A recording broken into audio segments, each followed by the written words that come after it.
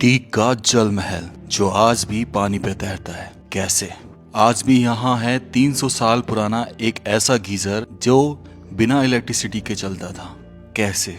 और जाट राजाओं की मुगलों के खिलाफ ऐसी ठनकी कि दिल्ली के लाल किले से और आगरा के लाल किले से बिल्डिंग की बिल्डिंग उठा लाए और उनको एज इट इज यहाँ बना दिया। कैसे? और आज भी यहाँ बिना बिजली के रंगीन फव्वारे चला करते हैं जिनकी संख्या 2200 के आसपास है। आखिर कैसे?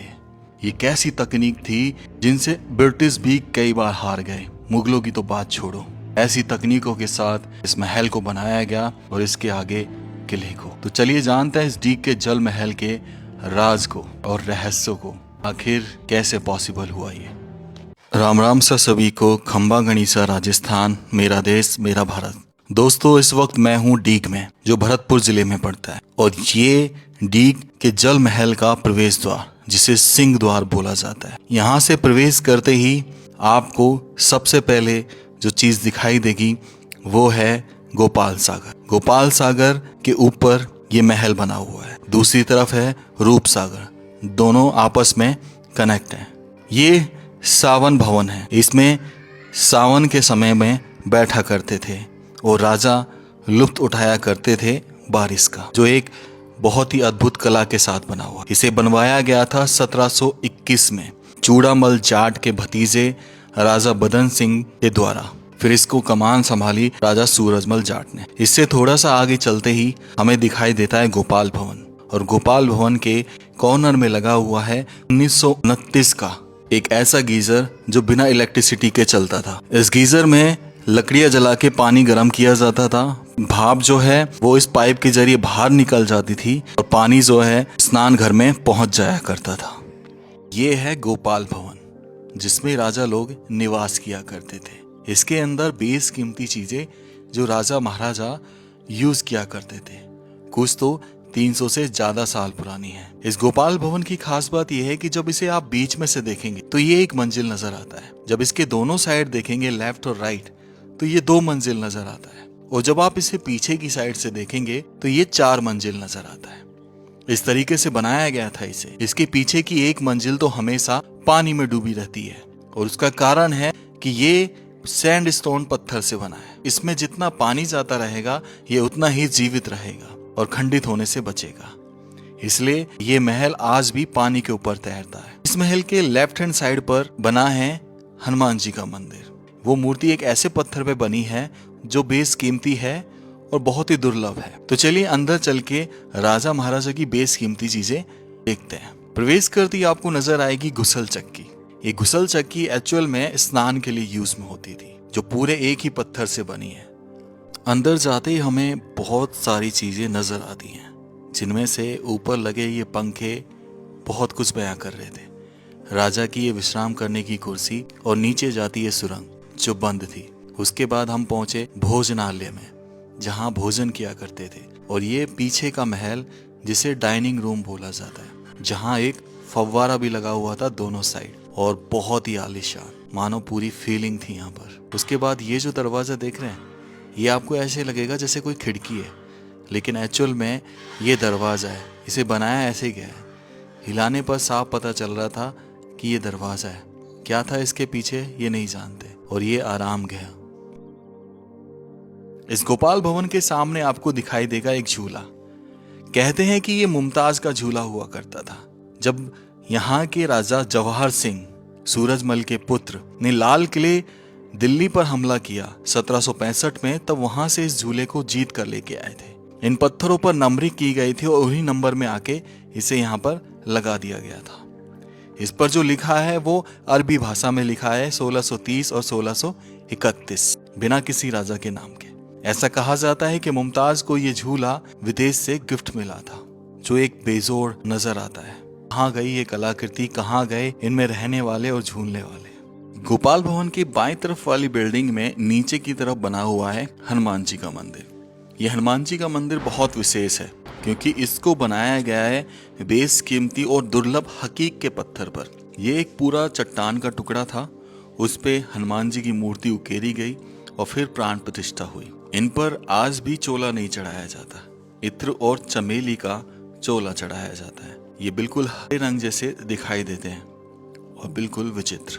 इस मंदिर से निकलने के बाद हम थोड़ा सा आगे चलते हैं गोपाल सागर वाली लाइन में, जहां हमें दिखाई देगा भादो भवन। ये भादो भवन, भादो में अक्सर राजा लोग यहाँ बैठा करते थे और मौसम आनंद का लुत्फ उठाया करते थे, तो इस हिसाब से इन भवनों के नाम रख दिए गए। ये भी पानी में डूबा हुआ है। इस भादो भवन से आगे चलते हैं तो इसमें एक विचित्र बिल्डिंग दिखाई देती है, जिसको अभी तो सूरज भवन बोला जाता है, उस संगमरमर की बनी हुई। लेकिन कहा जाता है कि 1765 में लाल किले पर जवाहर सिंह ने हमला किया, वहां से मुमताज का झूला लेके आए और 1768 में आगरा के लाल किले पर हमला किया, वहां से इस चीज को लेके आए।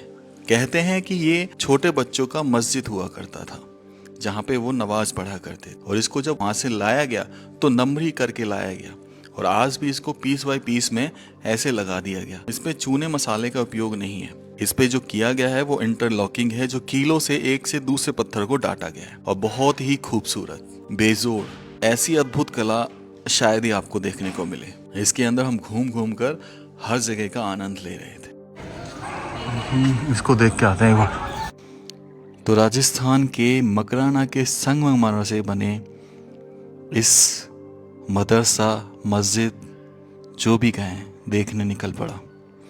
बेहद खूबसूरत। और ये जो आप देख रहे हैं इसे कैलीग्राफी खेल बोलते हैं, जिसमें आज भी ऐसे लगे हुए हैं मानो कल ही लगाए गए। और इस छोटे से मदरसे में जब वो छोटे छोटे बच्चे चढ़ा करते होंगे तो उनकी हाइट के हिसाब से इसकी हाइट रखी गई। और ऊपर भव्य जो गोलाकार मेहराब थी वो अति सुंदर।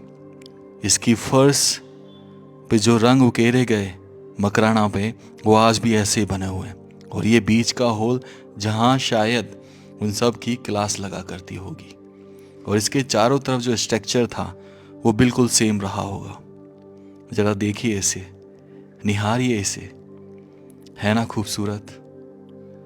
और ये लगभग 500 साल पुराना मालूम होता है, जो आज भी ऐसे के ऐसा ही डटा हुआ है। कैसे लगाया होगा उन्होंने एक एक करके, यानी कि बहुत सारा समय लगा होगा, शायद साल लग गए हों इसको वापस असेंबल करने में। लगता भी है कि इसे असेंबल किया गया है। इस सूरज भवन के जस्ट पीछे आपको दिखाई देगा हरदेव भवन, जहां अभी भी काम चल रहा था। हरदेव भवन की खास बात ये थी कि जो महाराज सूरजमल थे, उन्होंने इसको अपनी दासियों के लिए दे दिया, कि उनकी जो दासियां हैं इस भवन में रहती हैं, और जो भी फंक्शन हुआ करता था वो इसी भवन में हुआ करता था, जो आज बेहद खूबसूरती के साथ तराशा जा रहा है। यहीं से थोड़ा सा आगे चलेंगे तो हमें दिखाई देती है एक और विचित्र चीज, जहां से ये 2200 फव्वारे चला करते हैं आज भी बिना इलेक्ट्रिसिटी के। कैसे पॉसिबल है ये, चलिए यही जानेंगे।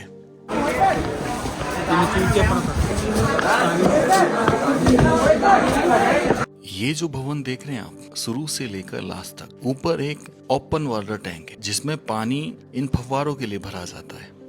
प्राचीन समय में इस वाटर टैंक के चारों कोनों में 4 कुएं, 2 गोपाल सागर से कनेक्ट है और 2 रूप सागर से, और स्लाइडिंग सिस्टम से ऊपर जाने का रास्ता है। तो प्राचीन समय में बैलों से या घोड़ों से पानी भरा जाता था इस वाटर टैंक में। तकरीबन 1.5 महीने के अंदर इसमें पानी भरा जाता, जिससे फव्वारे चलाए जाते थे। अब कलरफुल फव्वारे कैसे चलते हैं आज भी, उसका राज भी आज इसी वाटर टैंक में जुड़ा हुआ है। और आज भी साल में 2 बार, अगस्त में और फरवरी में, ये पानी कलरफुल फव्वारे चला करते हैं। आज प्रेजेंट में सिर्फ 6 से 7 दिन में ये पानी भर जाता है। पानी भरने के बाद रंग बिरंगी पोटलियां बनाई जाती हैं और इसमें 15 से 16 लोगों को स्विमिंग के लिए उतारा जाता है, जिनके हाथ में रंग बिरंगी पोटलियां होती हैं। अब मानो कि गोपाल सागर भवन के सामने जो फव्वारे हैं वो चलाने हैं और उसका नंबर यहाँ पर 30 है। कैसे कलर के चलाने हैं? ग्रीन कलर के। तो ग्रीन कलर की पोटली उस लॉक को खोलती थी 30 नंबर के, और उसमें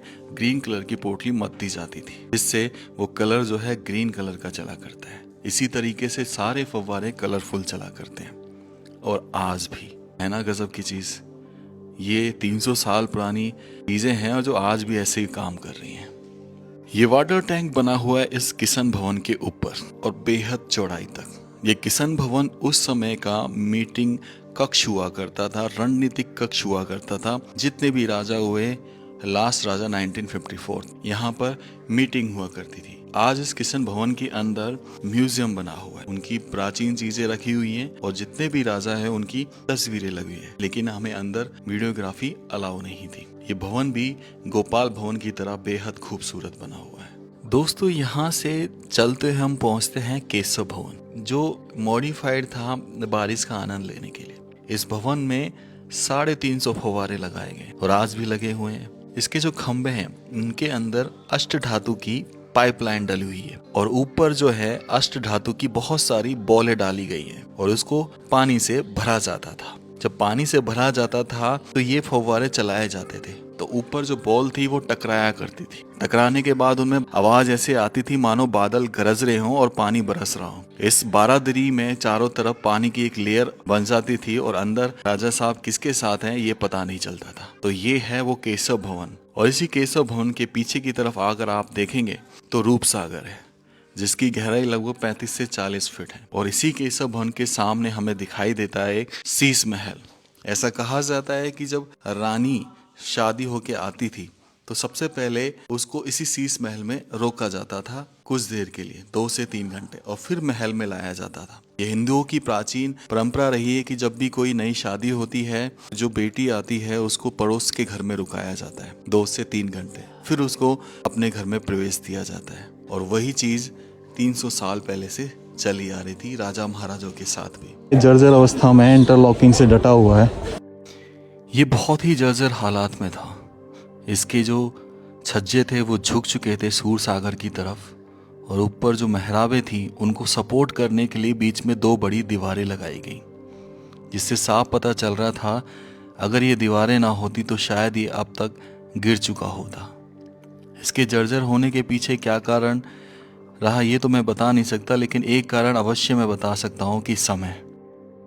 तो सामने है गोपाल भवन से शुरुआत करी, उस हम सूरज भवन में गए जो लेके आए, फिर किशन भवन में गए, और ये यहाँ पर है केशव भवन जो बरसात का है। और अब हम जाएंगे इधर इस अखाड़े में। उसको घूम फिर के हम आ गए इस अखाड़े में। यहाँ अखाड़ा चलता था राजा साहब का, और सबसे ज़्यादा अखाड़े में जो जात होती थी, जो जाट होते थे, गुर्जर होते थे, यादव होते थे, तो वो लोग जो हैं इसमें अखाड़े में पहलवानी किया करते थे। तो इसको देखने का वक्त आ गया है। लास्ट भवन की तरफ बढ़ते हैं जो कि बहुत ही विशेष है। इसे नंद भवन नाम रखा गया। दरअसल ये अखाड़ा है, 300 साल पुराना अखाड़ा, और आज भी जो इसमें मिट्टी है वो 300 साल पुरानी है, जिसमें राजा और उनके कुछ सहपाठी रेसलिंग किया करते। यहीं से पहलवान भी तैयार हुआ कर और उनके सिपाही भी। बहुत ही अद्भुत बना हुआ है। आज जर्जर अवस्था में, इसलिए सपोर्ट के लिए दीवार भी लगाई गई।